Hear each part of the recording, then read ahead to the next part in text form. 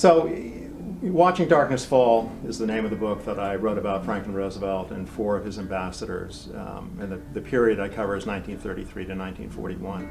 And it's a fascinating, an absolutely fascinating period. And you have to remember, by the way, that this is a time when radio was really the main means of communication. Television was in its infancy. I mean, there were not millions of television sets. There were hundreds of television sets. There was no internet, obviously. And so that, Franklin Roosevelt relied on his ambassadors abroad to be his eyes and ears on the ground, and to tell him, when they came back to the United States, to tell him in cables and in personal letters what they saw happening.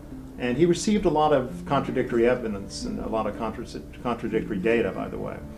But he was able to sift through it, and because I think he was a very capable leader, he understood that at some point the United States was going to have to become increasingly involved in the affairs of Europe. It's not something that he wanted, it's not something that he sought, but I think he understood that it was going to be inevitable. And he clearly understood that Hitler was a madman.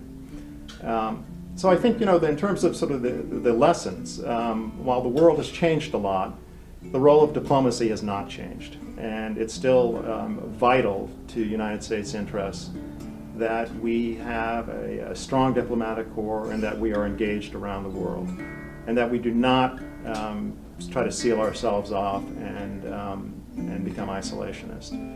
In fact, I don't think it's possible these days. Again, because of the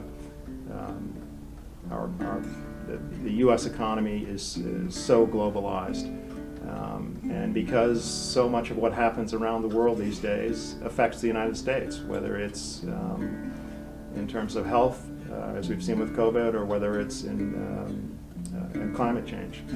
So very, very important that we remain engaged, and very important that we continue to have allies, as we do in Europe, and increasingly in South Asia as well.